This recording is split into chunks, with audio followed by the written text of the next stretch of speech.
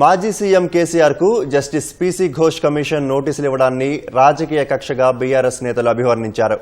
కాళేశ్వరం ఆనకట్టల లోపాలపై విచారణ చేస్తున్న జస్టిస్ ఘోష్ కమిషన్ కేసీఆర్తో పాటు హరీష్ రావు, ఈటల రాజేందర్కు నోటీసులు పంపింది.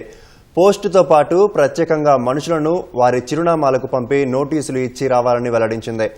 మరోవైపు చట్టం ముందు అందరూ సమానమేనని మంత్రి శ్రీధర్ బాబు నోటీసులను ఉద్దేశించి వ్యాఖ్యానించారు.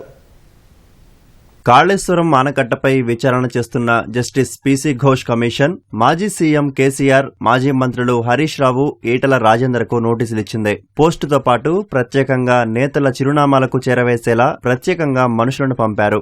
ఒకవేళ నోటీసులు తీసుకోకపోతే ద్వారానికి అంటించి ఫోటో తీసుకుని రావాలని వారికి సూచించారు.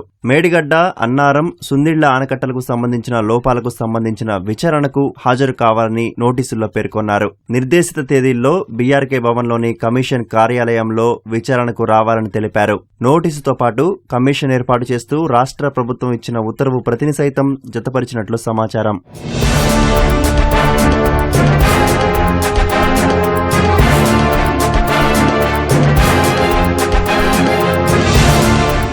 బీఆర్ఎస్ అధినేత కేసీఆర్ కు ఇచ్చినవి కాళేశ్వరం నోటీసులు కాదని, కాంగ్రెస్ రాజకీయ కమిషన్ నోటీసులని మాజీ మంత్రి ప్రశాంత్ రెడ్డి ఆరోపించారు. కాళేశ్వరం ప్రాజెక్టుతో తెలంగాణను సస్యశ్యామలం చేసిన కేసీఆర్ కు నోటీసులు పూర్తిగా రాజకీయ కక్షపూరిత చర్యగా పేర్కొన్నారు. పాలన చేతకాని రేవంత్ రెడ్డి సర్కార్ ప్రజల దృష్టి మరల్చేందుకు డైవర్షన్ పాలిటిక్స్ చేస్తున్నారని ప్రశాంత్ రెడ్డి మండిపడ్డారు.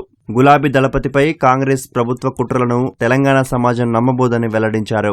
నోటీసుల్లో ఏముందో తెలిసాక స్పందిస్తానని మరో సీనియర్ నేత వినోద్ కుమార్ అన్నారు. మరోవైపు కేసీఆర్ కు జస్టిస్ పీసీ ఘోష్ కమిషన్ నోటీసులపై మంత్రి శ్రీధర్ బాబు స్పందించారు. చట్టం ముందు అందరూ సమానమేనని పెద్దపల్లి ఎమ్మెల్యే నివాసంలో నిర్వహించిన చిట్ చాట్ లో వెల్లడించారు. కాళేశ్వరంపై గత ప్రభుత్వం తనపై పెట్టిన కేసులు ఎదుర్కొన్నారని గుర్తు చేశారు. నేను కూడా మొన్న కోర్టు పోయింది. కాళేశ్వరం సంబంధించి పబ్లిక్ హియరింగ్ అక్రమంగా నా మీద కేసు పెట్టి 8 సంవత్సరాలు నడిచింది. మేము కూడా కోర్టుకు 4-5 సార్లు పోయినాం, హాజరైనాం. నిన్నగాక మొన్న అని కొట్టేయడం జరిగింది. న్యాయం ఎప్పటికైనా గెలిచింది. చట్టాలను నమ్మటం.